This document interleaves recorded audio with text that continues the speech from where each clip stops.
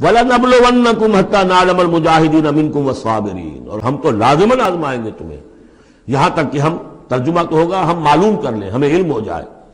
لیکن چونکہ اہل سنت کا عقیدہ یہ ہے کہ اللہ کا علم تو قدیم ہے، تو یہاں ہم اس کی ترجمانی کرتے ہوئے کہتے ہیں ہم ظاہر کر دیں گے اس کو تاکہ سب کے علم میں آ جائے، سب دیکھ لیں.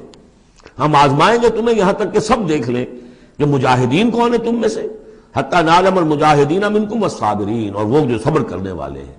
وَنَبْلُوَ أَخْبَارَكُمْ، اور ہم تمہارے سارے حالات کی پوری طریقے سے تحقیق کر لیں. یہ تقریباً سمجھیے کہ وہ آیت جو آئی تھی سورہ بقرہ میں، وَلَنَبْلُوَنَّكُمْ بِشَيْءٍ مِّنَ الْخَوْفِ وَالْجُوعِ وَنَقْصٍ مِّنَ الْأَمْوَالِ وَالْأَنفُسِ وَالثَّمَرَاتِ.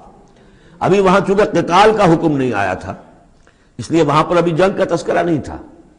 یہ تو تھا کہ ہم تمہیں آزمائیں گے بھوک سے اور جانی اور مال کے نقصان سے اور ثمرات کے ضیاع سے.